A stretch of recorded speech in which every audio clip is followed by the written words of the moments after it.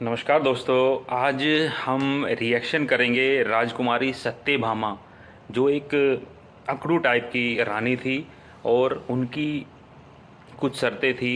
अगर कोई भी राजकुमार या कोई भी व्यक्ति उन शर्तों को पूरा कर दे तो वो उनसे शादी कर लेगी, और अगर शादी नहीं की तो उसे आजीवन कारावास मिलेगा। तो आइए इसी पर हम रिएक्शन देखते हैं। राजकुमारी सत्यभामा ने प्रण कर रखा था कि जो राजकुमार उसके 10 प्रश्नों के उत्तर ठीक ठीक देगा और चौसर के खेल में उसे हरा देगा, उसी से वह विवाह करेगी, अन्यथा वह ताउम्र कुंवारी ही रह जाएगी। सोचेगी भगवान ने उसकी टक्कर का कोई मर्द पैदा ही नहीं किया। पर फिर एक दिन ऐसा हुआ जो आज तक नहीं हुआ था। मेदिनीपुर शहर के राजा वज्रसेन की पुत्री सत्यभामा अपनी सुंदरता के लिए देश प्रदेश में प्रसिद्ध थी। राजकुमारी सत्यभामा इतनी सुंदर थी कि स्वर्ग की अप्सराएं भी उसके सामने फीकी लगे। जब वो महल के गलियारों से गुजरती तो उनकी रेशमी चुनरी का हल्का स्पर्श तक हवा में सुगंध घोल देता। भगवान ने राजकुमारी सत्यभामा को सौंदर्य के साथ अपार बुद्धिमत्ता का गुण भी दिया था। रानी केवल रूप की रानी नहीं बल्कि गुणों की अद्वितीय प्रतिमूर्ति भी थी। अब जहाँ इतना सब होता है वहाँ घमंड और अहंकार का निवास ना हो, ऐसा तो संभव ही नहीं। राजकुमारी सत्यभामा ने प्रण कर रखा था कि जो राजकुमार उसके 10 प्रश्नों के उत्तर ठीक ठीक देगा और चौसर के खेल में उसे हरा देगा, उसी से वह विवाह करेगी, अन्यथा वह ताउम्र कुंवारी ही रह जाएगी। और अंततः इस सोच में संतोष पालेगी कि उस ऊपर वाले ने उसकी बराबरी का पुरुष बनाया ही नहीं, समस्त संसार में उसके योग्य कोई पुरुष पैदा ही नहीं हुआ। राजकुमारी सत्यभामा का एक और नियम था कि जो राजकुमार उसके प्रश्नों के उत्तर नहीं दे पाएगा वो कभी बाहर भी नहीं जा पाएगा। उसे उसका कैदी बनकर आजीवन कारावास भोगना होगा। वो नहीं चाहती थी कि कोई ऐरा गैरा राजकुमार सिर्फ उसकी सुंदरता को निहारने के लिए ऐसे ही मुंह उठाकर उसके समक्ष आ जाए और असफल होने पर बाहर उसकी सुंदरता का गुणगान करता फिरे। राजकुमारी सत्यभामा का मानना था जिस पुरुष ने उसे एक बार देख लिया वो या तो उसका पति होगा या फिर ताउम्र के लिए उसका कैदी। इतने सख्त नियमों के बावजूद कई राजकुमारों ने खुद को बुद्धिजीवी मानते हुए राजकुमारी की परीक्षा में भाग लिया और फलस्वरूप वे सभी उसके कैदी बनकर रह गए। पर फिर एक दिन ऐसा हुआ जो आज तक नहीं हुआ था। एक राजकुमार किसी तरह उसके कैद खाने से निकलकर भागने में सफल हो गया। वह जंगल में इधर उधर भटकने लगा और भटकते हुए बुदबुदाने लगा, हे मालिक, या तो मुझको उठा ले या राजकुमारी सत्यभामा के दर्शन करा दे। नहीं चाहिए मुझे ऐसी जिंदगी जिसमें वो न हो। राजकुमारी के विरह में वो व्याकुल होकर मारा मारा फिर रहा था। एक दिन वह चंद्रावती नामक नगर के बाहर जा पहुंचा। उसी समय राजा वीरसेन भी शिकार खेलता हुआ उधर आ निकला। राजकुमार उस समय भी वहीं बातें बुदबुदाते हुए विलाप सा कर रहा था। उसके विरह भरे शब्द सुनकर राजा वीरसेन उसके पास आया और उसकी दुर्दशा देखकर पूछने लगा, तुम पर ऐसी क्या विपत्ति आ पड़ी है जो तुम इतने व्याकुल हो रहे हो? राजकुमार बोला, मुझसे मेरा हाल ना पूछो, मेरे प्राण निकलने वाले हैं। मुझे तो बस अब हर जगह वो नजर आती है। राजकुमार की बात सुनकर राजा ने जान लिया कि यह युवक किसी स्त्री का आशिक हो गया है। वह राजकुमार को धीरज बंधाकर बोला, मित्र, अपने हृदय की सारी व्यथा मुझसे कहो, मैं तुम्हारे मन की इच्छा पूरी करने की कोशिश करूंगा। राजा वीरसेन की बातें सुनकर राजकुमार ने राजा को अपने विषय में सब कुछ बता दिया। सारी बात सुन राजा वीरसेन बोला, घबराओ नहीं मित्र, मैं तुम्हारा समाधान अवश्य करूंगा, और उसे अपने साथ राजमहल ले गया। कहानी में आगे बढ़ने से पहले आप सबको राजा वीरसेन के बारे में बताता चलूं। राजा वीरसेन चंद्रावती नगर के बहुत ही दयालु और प्रतापी राजा थे। वे गुरु गोरखनाथ के शिष्य थे। एक समय में गुरु गोरखनाथ की बड़ी सेवा की थी। राजा की सेवा से प्रसन्न हो गुरु गोरखनाथ ने उन्हें एक बोलने वाला हीरामन नाम का तोता दिया था। वह तोता बड़ा विद्वान था। राजा वीरसेन तोते से पूछे बिना कोई भी कार्य नहीं करता था। राजा वीरसेन ने राजकुमार को ले जाकर महल में ठहराया तथा स्वयं तोते के पास आकर राजकुमार का सारा हाल कह सुनाया। तोते ने राजकुमार को अपने पास बुलाकर कहा, हे मित्र, तुम उस स्त्री के चक्कर में पड़कर क्यों अपने प्राण गंवाते हो? उसमें रूप की केवल ऊपरी चमक है, भीतर से वह विष की बूटी है। गनीमत यही है कि आप वहाँ से भागने में सफल हो गए, और अगर फिर भी तुम्हारा दिल नहीं मान रहा तो मेरी ये कथा सुनो। वर्धमान नगर में एक पठान रहता था। उसकी स्त्री बड़ी ही सुंदर तथा रूपवान थी, लेकिन वह चरित्रहीन थी। उस स्त्री का एक बेटा था। स्त्री की गांव के ही एक चंडाल व्यक्ति भैरव से यारी थी। जब पठान मजदूरी करने जाता तब भैरव आता और उसके साथ ऐश करता। जब पठान के आने का समय होता तब वह वहाँ से निकल जाता। एक दिन उस स्त्री का लड़का ये सब देख लेता है और सारा हाल अपने पिता पठान के आने पर उसे कह देता है। पठान को जब ये बात मालूम हुई तो वह जल उठा। गुस्से में उसने अपनी उस स्त्री को खूब मारा पीटा। एक दिन पठान मजदूरी करने गया हुआ था, तभी भैरव उसके पास आया और पूछने लगा, क्या बात है, आज तुम बहुत उदास दिख रही हो। स्त्री बोली, मेरे बेटे ने तुम्हारे और मेरे ऐशो आराम का सारा हाल देख लिया और अपने पिता से कह दिया, अब मेरा पति मुझे बहुत मारता पीटता है। भैरव कुछ सोचते हुए बोला, अपने बेटे का गला घोंट कर मार डाल ताकि तेरे हृदय का दुख समाप्त हो जाए। अपने आशिक की बात सुन उस स्त्री ने कामदेव के वशीभूत होकर अपने बेटे को मार डाला। जब पठान मजदूरी करके वापस आया तो वह चिल्ला चिल्ला कर पुकारने लगी, कोई बचाओ, इस जालिम ने मेरे लाल को मार डाला, हाय मेरा लाल। स्त्री का चिल्लाना सुनकर मोहल्ले के बहुत से लोग दौड़कर आए और पूछा, क्या हुआ। तब उस मक्कार स्त्री ने कहा, मेरा लड़का एक पैसे के लिए जिद कर रहा था, इसलिए इस निर्दयी ने गुस्से में आकर उसे जान से मार डाला। यह बात सुनकर चौकीदार दोनों को राजा के पास ले गया। औरत ने राजा के समक्ष भी यही बात कही। राजा ने पूछा, उस समय का कोई प्रत्यक्षदर्शी या गवाह था जिसने ये सब देखा हो। उस स्त्री ने कहा, महाराज, फला फला एक भैरव नाम का व्यक्ति वहाँ खड़ा था। राजा ने भैरव को बुलाकर पूछा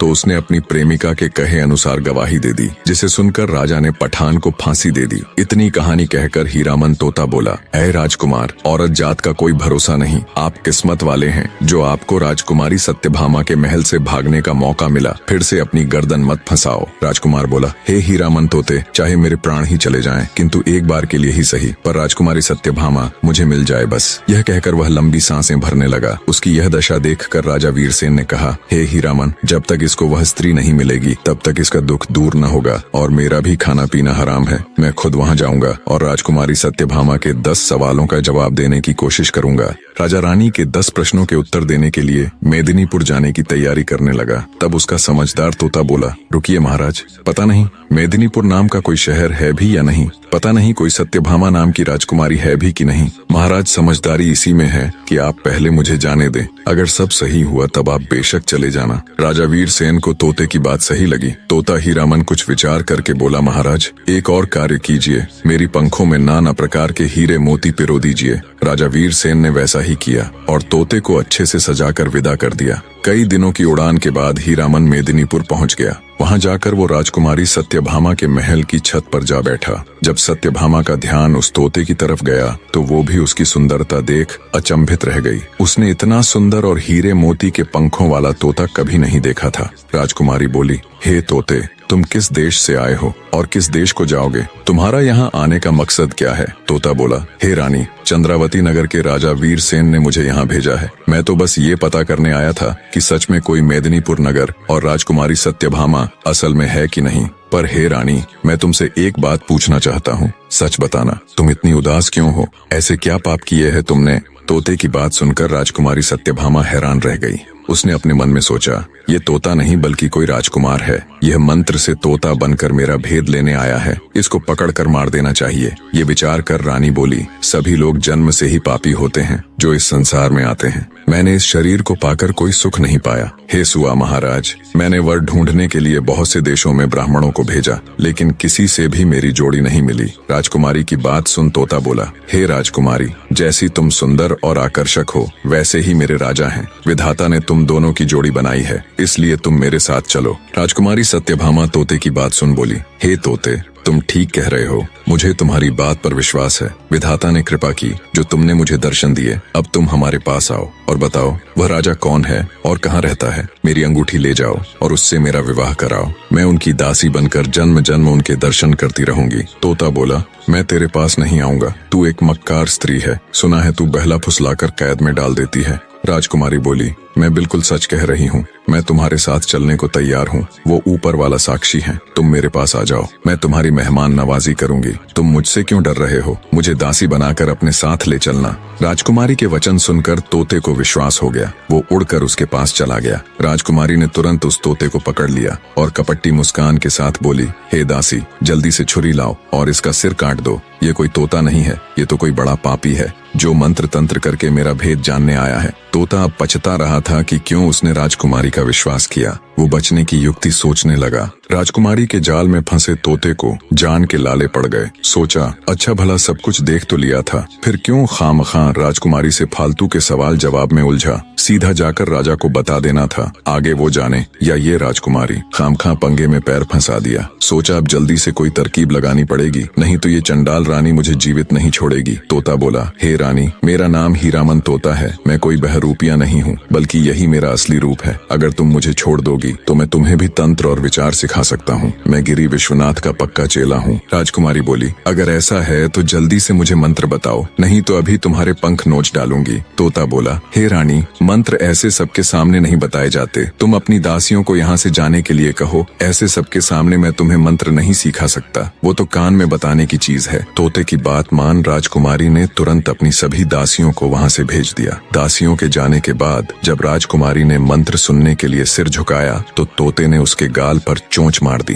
राजकुमारी सत्यभामा चीखती हुई व्याकुल होकर धरती पर गिर पड़ी। जब तक वो कुछ समझ पाती, तोता वहाँ से उड़कर फिर से खिड़की में जा बैठा। गुस्से में लाल पीली हो राजकुमारी ने अपनी दासी को आवाज लगाई और कहा, इस दुष्ट तोते का शिकार करने के लिए जल्दी से बाज को लेकर आओ। जब तक दासी बाज के पिंजरे को लेकर आई तब तक तोता वहाँ से उड़ चुका था। कई दिनों की उड़ान के बाद वह राजा वीरसेन के पास आ पहुँचा और कहने लगा, हे महाराज, स्त्री रंग, रूप, यौवन में देखने योग्य है। राजकुमार की बात बिल्कुल सत्य है कि कोई उसे एक बार देख ले तो वो उसके मोह को कदापि नहीं छोड़ सकता। परंतु महाराज, उसका स्वभाव खोटा निकला। पहले उसने मुझे पुचकार कर अपने पास बुलाकर पकड़ लिया और फिर मुझे मारने को आतुर हुई। बस गुरु गोरखनाथ की कृपा से बड़ी मुश्किल से किसी तरह प्राण बचाकर भागा हूँ। तोते की सारी बात सुन राजा वीरसेन उसको शाबाशी देता हुआ कहता है, हीरामन, तुमने बहुत अच्छा किया। अब तुम चिंता मत करो, मैं खुद उस राजकुमारी से निपट लूंगा। अगले दिन राजा ने हथियार बांधे,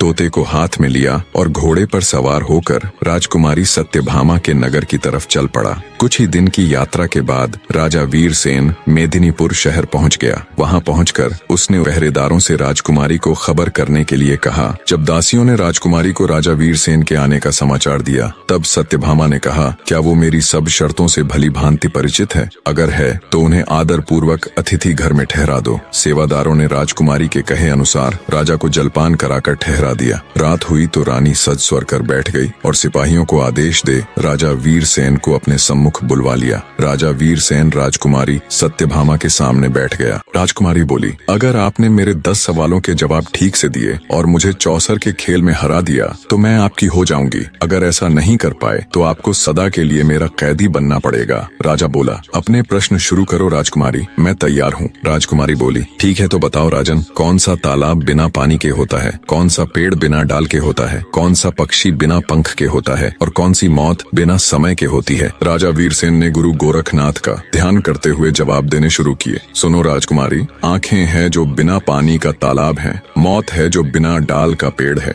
जीव है जो बिना पंख का पक्षी है जिसका कोई भरोसा नहीं कब उड़ जाए, और नींद है जो बिना समय की मौत है। राजकुमारी ने दूसरा प्रश्न किया, कौन तपस्वी है जो नित्य तपस्या करता है? कौन है जो रोज सुबह उठकर स्नान करता है? कौन है जो सब रस उगलता है और कौन है जो सब रस खाता है? राजा बोला, सूर्य ऐसा तपस्वी है जो नित्य तपस्या करता है। ब्राह्मण रोज सुबह उठकर स्नान करता है। इंद्र राजा वर्षा के रूप में सब रस उगलते हैं और धरती है जो सब रस खाती है, अर्थात वर्षा को सोख लेती है। राजकुमारी ने तीसरा सवाल किया, ऐसा क्या है जो कोई स्त्री नहीं कर सकती? ऐसा क्या है जो समुद्र में समा नहीं सकता? ऐसा क्या है जो अग्नि में नहीं जल सकता? और क्या है जिसे काल नहीं खा सकता? राजा बोला, राजकुमारी, एक स्त्री अपने पुत्र के साथ क्रिया नहीं कर सकती। यश है जो समुद्र में समा नहीं सकता। धर्म है जो अग्नि में जल नहीं सकता। और नाम ऐसी वस्तु है जिसे काल खा नहीं सकता। राजा की हाजिर जवाबी और सटीकता के साथ सवालों के जवाब देते देख राजकुमारी आश्चर्य के साथ साथ प्रसन्न भी थी। उसने चौथा सवाल किया, ऐसा क्या है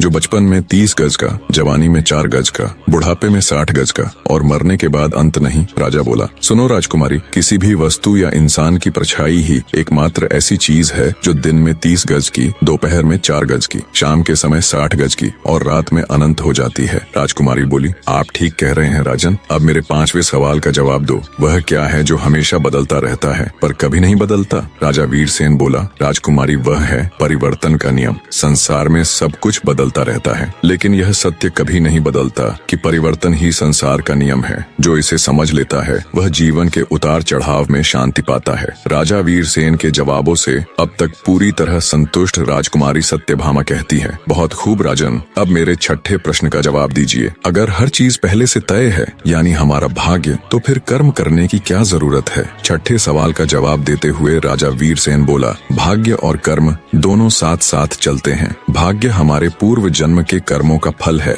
लेकिन वर्तमान कर्म से हम अपने भविष्य को बदल सकते हैं। यदि कोई किसान अपने खेत में कुछ भी न बोए और कहे कि जो भाग्य में होगा वही होगा, तो क्या उसे अन्न मिलेगा? नहीं, उसे मेहनत करनी होगी, बीज बोने होंगे, पानी देना होगा, तभी फसल आएगी। इसी तरह कर्म हमारा प्रयास है और भाग्य उसका परिणाम। राजा की एक बार फिर से सराहना करते हुए राजकुमारी सत्यभामा ने अपना 7वां प्रश्न किया, मनुष्य को इस संसार में सबसे बड़ा धोखा कौन देता है? राजा वीरसेन बोला, हे राजकुमारी, मनुष्य को संसार में सबसे बड़ा धोखा उसका अपना मन ही देता है। मन ही वह शक्ति है जो हमें सत्य और असत्य, मोह और वैराग्य, प्रेम और घृणा, सुख और दुख के बीच उलझा देती है। मनुष्य सोचता है कि बाहरी दुनिया उसे धोखा देती है, लेकिन वास्तव में बाहरी दुनिया केवल एक दर्पण मात्र है। जो कुछ मन में है वही संसार में प्रकट होता है। राजा वीरसेन का जवाब सुन राजकुमारी सत्यभामा बोली, बहुत खूब राजन, अब मेरे 8वें प्रश्न का उत्तर दीजिए। अगर सुख और दुख दोनों ही अस्थायी हैं, तो फिर मनुष्य दुख से इतना डरता क्यों है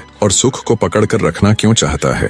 राजा वीरसेन कहता है, हे राजकुमारी, क्योंकि मनुष्य अज्ञानता के कारण यह भूल जाता है कि संसार में कुछ भी स्थायी नहीं है। ये संसार परिवर्तनशील है। सुख और दुख दिन और रात की तरह एक दूसरे के पूरक हैं, लेकिन मनुष्य सुख को पकड़कर रखना चाहता है और दुख से बचना चाहता है, क्योंकि जब मनुष्य सुखी होता है तो उसे लगता है कि संसार पर उसी का नियंत्रण है। वह मान लेता है कि उसका भाग्य अच्छा है और जैसा वो चाहता है सब कुछ वैसा ही हो रहा है और हमेशा सब कुछ वैसा ही रहेगा, लेकिन ये उसका सबसे बड़ा भ्रम है। इसी प्रकार जब दुख आता है तो मनुष्य अपने पर नियंत्रण खो देता है। उसे लगता है कि सब कुछ बर्बाद हो रहा है, जबकि वास्तविकता यह है कि दुख भी उतना ही अस्थायी है जितना सुख। राजकुमारी सत्यभामा 9वां सवाल पूछती है, हे राजन, क्या यह संसार हकीकत है या केवल एक भ्रम है? राजा वीरसेन बोला, सुनो राजकुमारी, ये संसार अस्थायी है, इसलिए इसे पूर्ण रूप से वास्तविक नहीं कहा जा सकता। जो चीज स्थायी नहीं होती वह भ्रम होती है। उपनिषदों में कहा गया है, ब्रह्म सत्यम जगन मिथ्या,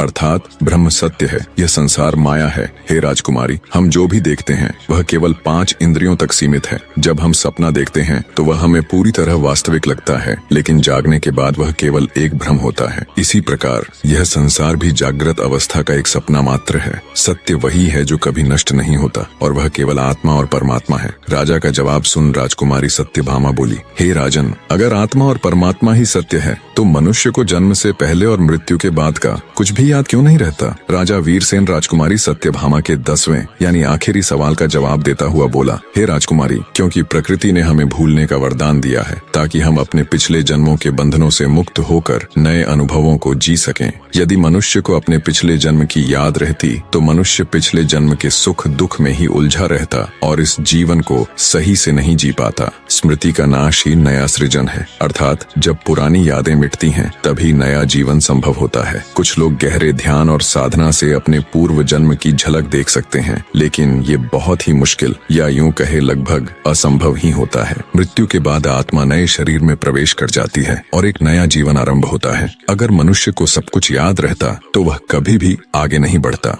राजा ने राजकुमारी सत्यभामा के 10 प्रश्नों के उत्तर सही सही दे दिए। यह देखकर राजकुमारी सत्यभामा बहुत प्रसन्न हुई। उसने कुर्सी से खड़े होकर राजा का अभिवादन किया और बोली, मान गए राजन, आप वाकई में बहुत बुद्धिमान हो, पर अभी मेरी सभी शर्तें पूरी नहीं हुई। अब आपको मुझे चौसर के खेल में हराना होगा राजन। राजा वीरसेन खुद चौसर का एक अच्छा खिलाड़ी था। बोला, ठीक है राजकुमारी, आपकी ये शर्त भी पूरी करने की कोशिश करूंगा। राजा वीरसेन और राजकुमारी सत्यभामा के बीच चौसर का खेल शुरू हो जाता है। अंततः अंततः राजा ने राजकुमारी को चौसर में भी हरा दिया। यह सब देख राजकुमारी सत्यभामा अपने पिता के पास गई और सारा हाल उन्हें कह सुनाया। राजा वज्रसेन यह सुनकर अति प्रसन्न हुआ। उसने मंत्री को भेजकर राजा वीरसेन को बुलाया और बड़े आदर सत्कार से बैठाया। वीरसेन ने कहा, महाराज, मैंने आपकी बेटी के सभी प्रश्नों के उत्तर दे दिए और उसे चौसर में भी हरा दिया। अब आप अपनी बेटी को मेरे साथ भेज दीजिए। तब राजा वज्रसेन ने कहा, मैं कोई शुभ घड़ी देखकर अपनी बेटी का विवाह करके आपके साथ भेज दूंगा। तब राजा वीरसेन बोला,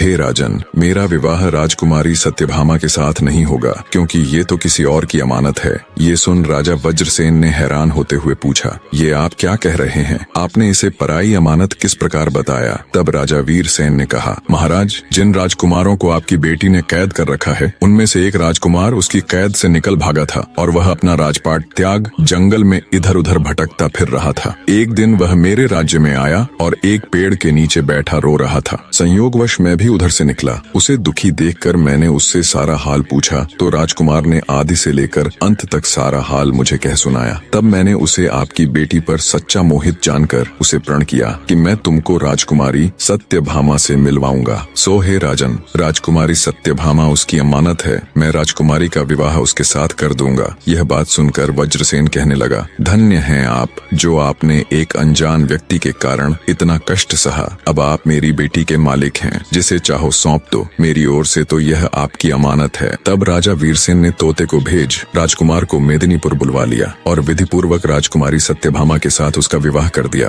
राजकुमार ने खुशी से राजा वीरसेन के पैर पकड़ ली और बोला, महाराज, मैं हमेशा आपका ऋणी रहूंगा। आप धन्य हैं। राजकुमार और राजकुमारी सत्यभामा दोनों आनंद पूर्वक रहने लगे। राजा वीरसेन ने राजा वज्रसेन से विदा ली और अपने तोते के साथ अपने।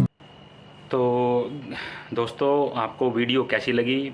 इसमें एक अकड़ू टाइप जो रानी थी उसके बारे में बताया गया है कि वो उसके अंदर बहुत ज़्यादा मैं थी कि मेरे से ज़्यादा होशियार समझदार कोई नहीं है और कोई मुझे चौसर के खेल में नहीं हरा सकता।